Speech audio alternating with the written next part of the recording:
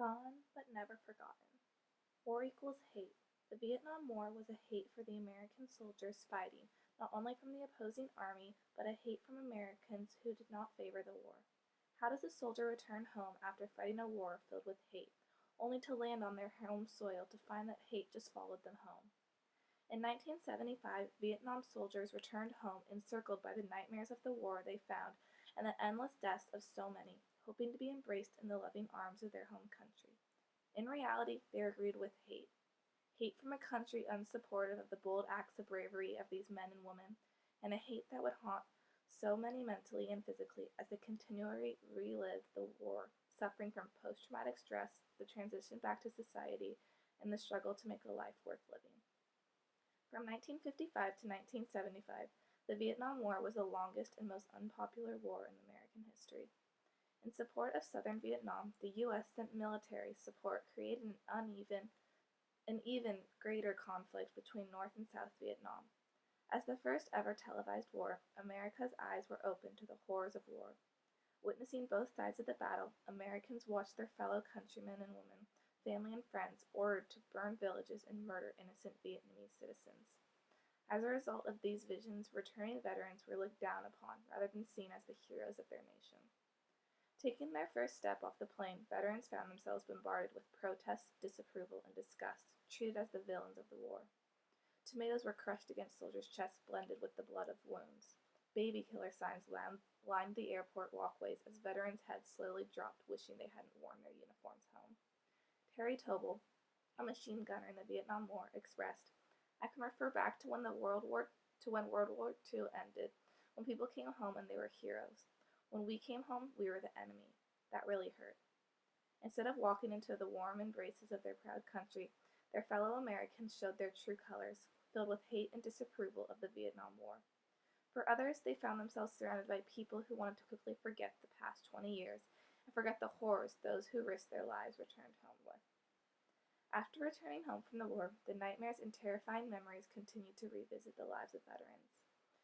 Night became endless as veterans fell asleep, not knowing whether they would make it through the night without being woken by the sounds of gunshots seeming to move closer to their ears. Soldiers were overwhelmed with the torturous effects of post-traumatic stress disorder, PTSD.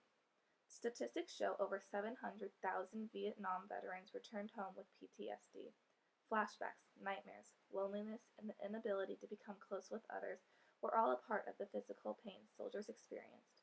Dr. William Schlemberg, a lead scientist on a study of PTSD, explains, "The study's key takeaway is that for some, PTSD is not going away. It is a chronic and prolonged. And for veterans with PTSD, the war is not over." The memories and fears from the war would continue to live with the soldiers for the rest of their lives. While most of society would soon forget, these soldiers had no choice but to relive every moment, every day. PTSD was not the only side effect veterans experienced following the Vietnam War. Physical suffering also played a large role.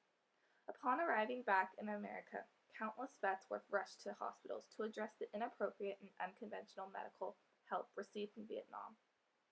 Many, having come from low-income and working-class households, could not afford healthcare services and as a result were treated in unsanitary public hospitals.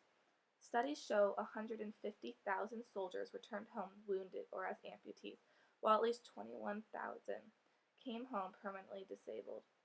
Because of the severe medical conditions of many, financial problems became a concern of veterans. Receiving only $200 a month, very little compared to World War II veterans. 250,000 vets were unable to find jobs after military service, many resorting to criminal behavior. Within 10 years of returning home, 25% of Vietnam vets were arrested. These veterans were thrown into a world without the necessary skills needed to mentally and physically adjust to civilian life, resulting for so many in the only actions they knew to survive. In 1982, the United States government finally awarded Vietnam veterans with the honor they should have received when they returned home. For the first time since the end of the war, men and women were remembered for their courage and bravery.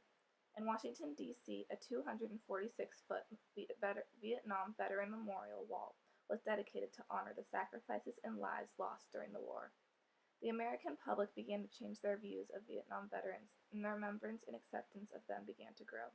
Maya Lin, the designer and sculptor of this eye-opening memorial, stated, "This memorial is for those who have died and for us to remember." Finally, the soldiers who fought in Vietnam began to witness their actions, once seen as crimes, as an appreciation and understanding of the years they served. While today many Vietnam veterans continue to be honored for their heroic war acts, it still does not erase the ruthless and cruel homecoming following the war. Vietnam vets continue to cope with the effects after war. The nightmares of war's brutality are never ending, and the memories of the inhumane and heartless reaction from Americans upon returning home still engulf these veterans.